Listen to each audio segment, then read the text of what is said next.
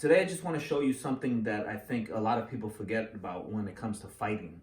So a lot of people condition their shins, they'll condition their elbows, and they'll condition their cardio. But at the end of the day, when you're going to actually hit somebody, you want to make sure that your knuckles and that your wrists are conditioned. So these are just a few exercises that we do here at the school. And it's not something that you just get overnight, but it's something that you try to do as often as you possibly can. And throughout my life, it's been a long time, I just been doing this. So I'm going to show you what you can do now, and it's something that you just do every day. And as you do it more and more, you can up the impact, all right? So I have a bag here, a canvas bag. And in this canvas bag, we have these little shards of broken rock. So you might want to start with the canvas bag and beans. There's a mock beans that have medicinal purposes. So when you hit it, it releases all of the medicine that's in the mock beans. But you can start with that first, and then I will migrate into this one, which is the broken stone and the canvas. So what you want to do as lightly as possible at first is to use your palm and just kind of smack down. So like, I'm not doing this with the intention to go through it. At the same time, I'm not doing it just to hold it. So it's kind of like if I have energy coming here, or imagine a water faucet and water's coming out, and then it finally hits its last end point. So I'm gonna palm, side palm, inner palm. I'm gonna hit like a all, and then just kind of scrape so that you can feel your fingertips start to get calloused. So these are just 5. 1, 2, 3, 4, 5. And then again, let your fingertips get calloused. Later on, there are other ways to hit this bag.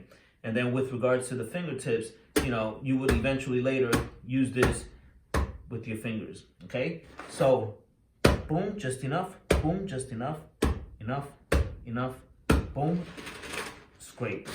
And then use this for your fingers. So this one here is canvas with the rocks. Now in here, you have a lighter canvas, so I would say it's even more like a sackcloth that has BB pellets inside. So now, although this is smaller, it's more concentrated, and the BBs themselves create an electrical impulse. Every time you make contact with this, there's like this electrical impulse, because you have all those little metal BBs interacting with each other every time on the point of impact. So with this one, I like to just, and I use the last 3 knuckles, and I'll explain in a second why, but use the last 3 knuckles to kind of just, again, hit. So imagine I had my hand on a string, and my arm weighed, let's say, 20 pounds, and I cut the string, and then gravity just brings it down. So I'm not doing anything extra to it. I'm just simply allowing the energy to lightly hit it. So again, the same thing can happen with this.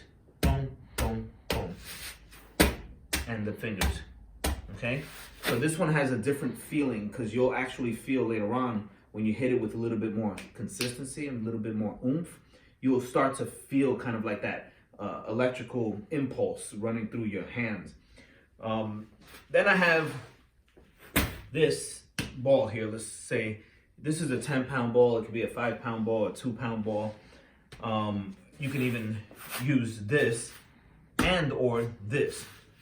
But right now, this is for your wrist, okay? So I want to make sure that the ligament and my joint around the wrist is strengthened. So I'm using this as a shot, okay? So it's not just this part of the palm, but it's the actual bone of that joint of the wrist.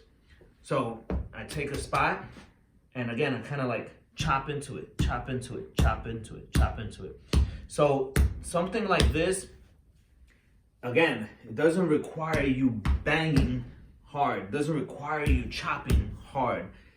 But what it requires is consistency.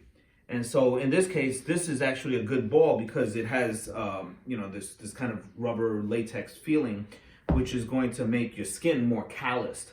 So like the canvas has a different callus because it's slowly doing microfiber, broken pieces of the bone that's going to be calloused from the inside. But from the outside, something like this has a different texture that calluses the skin on the outside.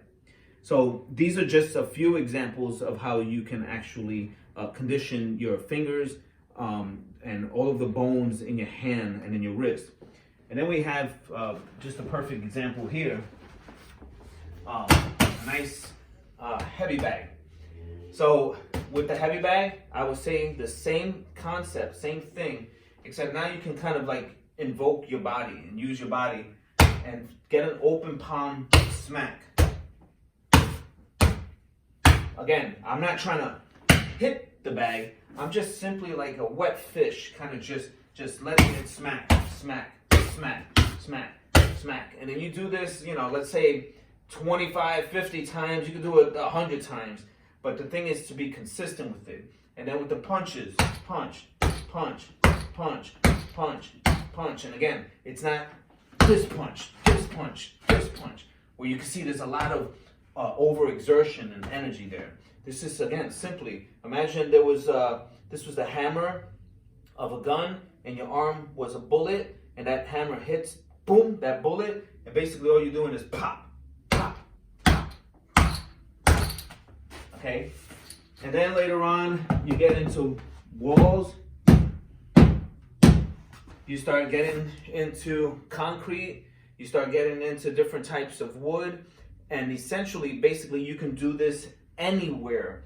But the whole thing is to start it with moderation. Like, just do things. It's more important that that you get the quantity done in all of this soft, and then worry about the quality of the hit as time progresses. But the important thing is to condition, condition, condition, so that when you actually hit somebody, your knuckles are so calloused that when you punch somebody, this is so strong in condition that you don't have to worry about any fracture. But remember, you can fracture anything at any point, at any time, because there are other variables like the weight and velocity that you're putting behind the punch, or this person bends down and you hit the top of his head, or whatever the case is. So those are variables. Okay, that's the caveat in this, is that yes, you will have stronger wrist and knuckles, but it doesn't mean that you're impervious to any broken bones. It just means that you're just ahead of the curve when it comes to conditioning.